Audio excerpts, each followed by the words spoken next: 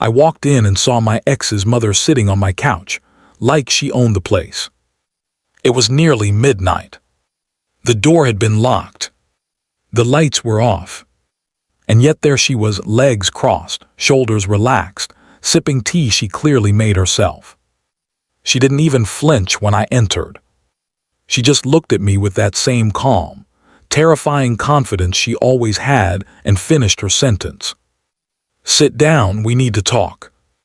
My keys slipped from my hand and hit the floor. "Mrs. Rama," I said, stunned. "What? How did you get in here? Why are you in my house?" She took another sip. Slow, deliberate. "I still have the spare key," she said. "You gave it to me back when you and Elena were together, remember?" I stared at her. "That was 2 years ago."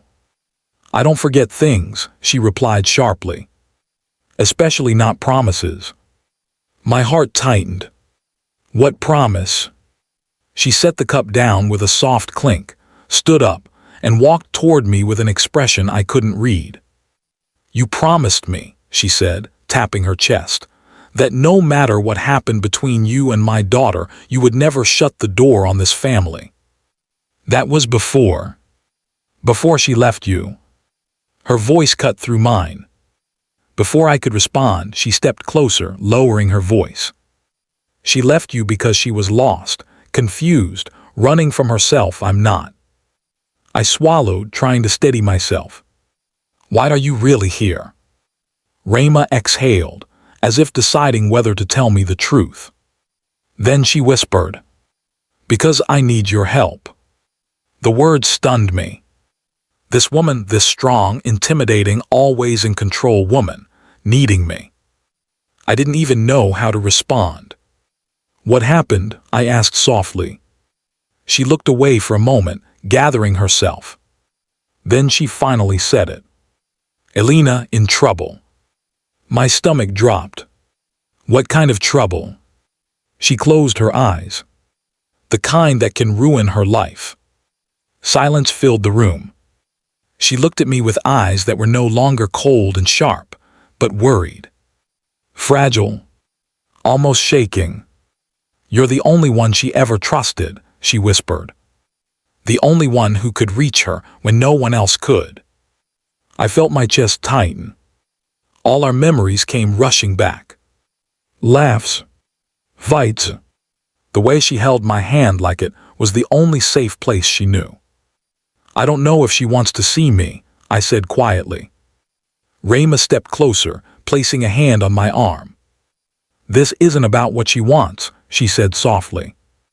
"This is about what she needs." Her voice cracked on that last word. I had never seen her break. Not once. But tonight she was scared. "I wouldn't be here," she whispered, "if I had anyone else." I looked at her. At the fear in her eyes. At the desperation she had tried so hard to hide. And I knew in that moment I couldn't walk away. Not from her. Not from Elena. Not from any of it. "Tell me everything," I said. Rama exhaled in relief and sat back on the couch. Her hands trembled slightly. "This is going to change things," she whispered. "For all of us." I closed the door, sat beside her, and braced myself for what was coming. "Start from the beginning." She nodded. And then she told me something that made my entire world stop.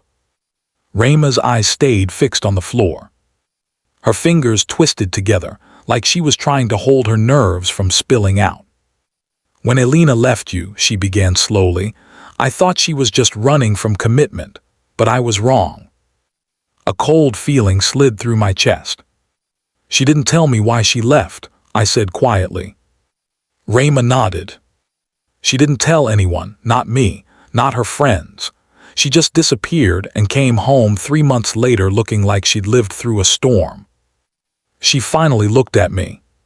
"There was a man." My jaw tightened. "What man?" "I don't know his real name," she admitted, "but I know what he did." She took a shaky breath. "He controlled her, manipulated her, broke her down. She was embarrassed, angry at herself. She couldn't face you after that. She thought you'd look at her differently. My stomach twisted. I would never. I know, Rayma said sharply, but she didn't believe she deserved kindness. She didn't think she deserved you. The room felt smaller suddenly. Warmer. Heavier. What happened now? Rayma closed her eyes, as if preparing herself for the next part. He found her again. My heart stopped. He messaged her 2 nights ago, she continued. He knows where she works, where she lives. He's been following her. Anger surged through me like fire. And she didn't call the police. She did. Rayma's voice lowered.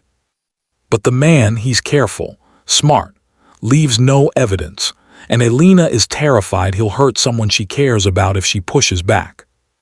I clench my fists. Where is she right now? Rayma swallowed hard.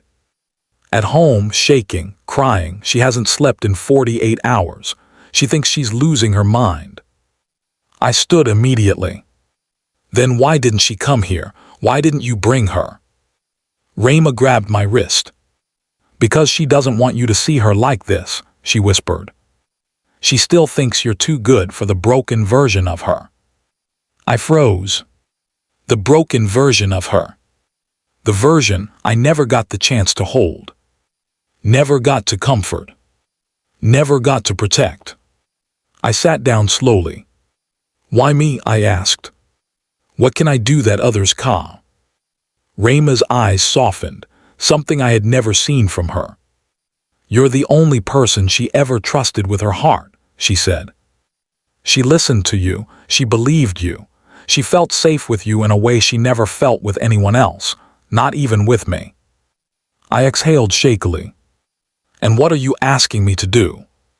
Rayma's voice dropped to a whisper. Talk to her. Find her. Pull her out of whatever darkness she's sinking into. Before he pulls her back under. I looked at her long and hard. This man, does he know about me?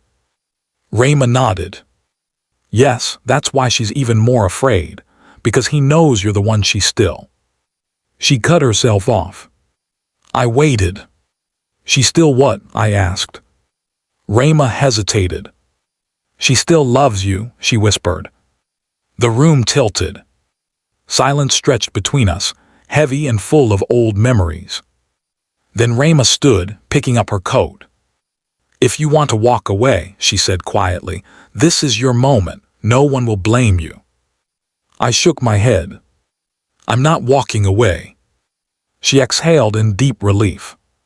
She's at my house, Rayma said. She wouldn't come here. She's scared you'd be disappointed. I grabbed my keys. Let's go. Rayma opened the door, then paused. There's one more thing you need to know, she said quietly. I turned. Her eyes were full of something I had never seen before. Fear. Elena didn't tell you everything about that man, she whispered. He wasn't just controlling, he wasn't just manipulative. She stepped closer, lowering her voice to a trembling whisper. He was dangerous. Violent. And he's not done with her.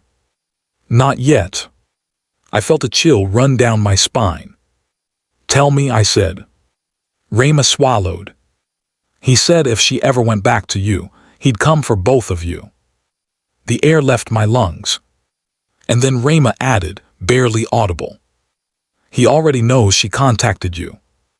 Rayma's words stayed lodged in my chest as we stepped into the cold night.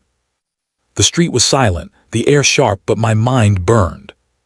He knows she contacted you. I didn't even know when she contacted me. I hadn't gotten a message from her. Not a call.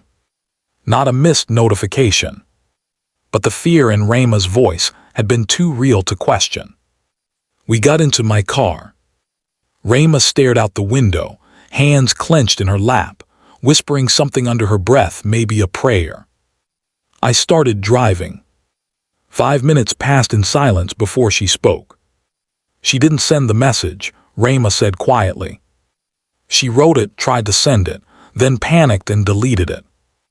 My grip tightened on the steering wheel. What did it say? Rayma closed her eyes.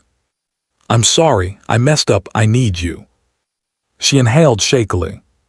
She couldn't bring herself to hit send. My heart twisted. How did he know? Rayma shook her head. I don't know, but he knows everything, too much, too fast. I didn't respond. I didn't trust my voice. We reached her house. The porch light was off. The curtains were drawn. The whole place looked like it was holding its breath. Rayma put a hand on my arm. She's inside. She doesn't know I came to get you. I nodded, stepped out, and followed her to the door. She unlocked it softly. The moment the door opened, I felt it. The heaviness. The fear. The house was dim, one small lamp glowing in the living room.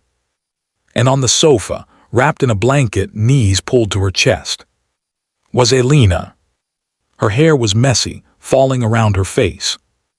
Her eyes were red, like she had been crying for hours. Her breathing uneven. She didn't notice me enter. Mom, she whispered weakly without looking up. Where did you go? Her voice cracked. Rayma stepped aside. I stepped forward. And Elena finally lifted her head. The moment her eyes met mine, she froze. Her lips parted. A single tear slipped down her cheek. Why you, she whispered, barely audible. What are you doing here? I swallowed hard. Your mother came to me. She blinked rapidly, shaking her head in disbelief. No, she shouldn't have. You shouldn't see me like this. She started to turn her face away, but I walked closer. Elena. She tensed when I said her name.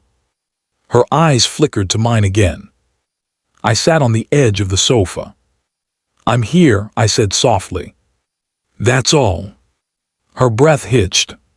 She looked down at her hands, slightly bruised, trembling. I didn't want you to see me broken, she whispered. You're not broken. She gave a tiny, humorless laugh. You don't know what I've done. I leaned in slightly. Then tell me. She swallowed hard. Her voice shook. Do you know why I left you? She whispered. I nodded slowly. I know some of it. No, she said, shaking her head. You don't. Her fingers curled into the blanket. I didn't just leave because he manipulated me. Her voice got smaller. He threatened you. My heart stopped. What? He told me he'd hurt you. Said he'd follow you. Said he'd make me watch. She covered her mouth, tears spilling. So I left, I ran, I cut you off. She sobbed softly. Because loving you made you a target. I felt something inside me crack open. And now, she whispered, he's back. He messaged me. He said he knows I thought about contacting you. He knows everything, and I'm scared he'll. I reached out and took her hand gently. She froze. Then her fingers tightened around mine, like she'd been waiting years to hold it again. You're not alone, I said quietly. She shook her head desperately. No, you don't understand. If you're near me, he'll. I don't care, I interrupted softly. She stared at me. Really stared. You should, she whispered. Maybe, I said, but I don't. Her breath trembled as she closed her eyes. She leaned forward until her forehead touched my shoulder, like muscle memory had taken over. And then she broke. Silent tears. Shaking. Her hand clutching my shirt. I wrapped an arm around her carefully. She didn't pull away. She sank into me like she'd been waiting 2 years for this one moment of safety. Rayma stood quietly at the doorway, watching us, but didn't say a word. After a long moment, Elena whispered through her tears. What do we do now? I held her tighter. We face him, I said, together. She shivered. Together, she repeated softly, like she wasn't sure she deserved it. Then she whispered the words that shattered me. "I've missed you every day." I closed my eyes. "I never stopped caring," I murmured. She lifted her head slowly, eyes still wet, but full of something I hadn't seen in her in a long time. Hope. But outside, unknown to us, someone stood in the dark near the corner of the street, watching the house. A cigarette glowed faintly, and a pair of eyes waited. Rayma's house was quiet, too quiet. The kind of quiet that makes the walls listen. Inside, Elena was still pressed against me, breathing shakily through the last of her tears. Outside in the shadows, someone watched. But none of us knew that yet. Elena pulled back just enough to look at me. Her fingers were still gripping my shirt, like she was afraid I'd disappear if she let go. "You shouldn't stay," she whispered. Her voice trembled, but her eyes begged the opposite. "I'm not going anywhere," I said. She shook her head. "He'll come after you. He'll come after anyone near me. Then he'll have to go through me." Her lips parted like she wanted to argue, but she didn't have the strength. Rayma stepped forward slowly. "I'll make tea," she said gently, giving us space. When she disappeared into the kitchen, Elena exhaled, her whole body sinking with exhaustion. I touched her hand lightly. "Did he contact you again today?" She nodded. 2 hours ago." "What did he say?" She hesitated, like repeating it might make it more real. Then she whispered, "You think you're safe. I know who you miss." The words punched the breath out of me. "He's watching you," I said quietly. She nodded, trembling harder now. "That's why I couldn't stay in my apartment. I came here. I didn't want to be alone. I was scared he'd be waiting inside." I felt cold all over. "Elena," I said softly, "why didn't you tell me sooner?" She looked up with eyes full of guilt. "Because I didn't want to ruin your life again." Her voice cracked on ruin. I moved closer, cupping the side of her face gently. "You leaving didn't ruin me. Losing you did." Her breath caught, a small sound escaping her lips. She didn't pull away. Her forehead touched mine, just lightly enough to send a shiver down my spine. We stayed like that for a long moment, breathing the same faint air, her tears drying slowly against my skin. Then, a sharp metallic clink echoed from outside. Elena jumped like she'd been shot. "What was that?" she whispered frantically. I stood up immediately. "Stay here." But she grabbed my wrist. "No," she said, her voice small but firm. "Don't leave me alone." Rayma rushed out of the kitchen. "What happened?" "Something outside," I said quietly. Rayma's face drained of color. "We didn't expect you home this early," she whispered. "It might not be him." But her tone said she didn't believe her own words. The three of us moved toward the front window, slowly, silently. The curtains were closed. I lifted a corner just enough to peek out. At first, nothing. Just dark street. Empty sidewalk. Cold air pressing against stillness. Then I saw it. A single object placed neatly on Rayma's porch. A phone. Not hers. Not mine. Not Elena's. A stranger's phone. Left like a message. The screen was lit. A text displayed across it in big, bold letters. "Nice reunion." My blood froze. Elena gasped behind me, covering her mouth. Rayma whispered, "Oh God."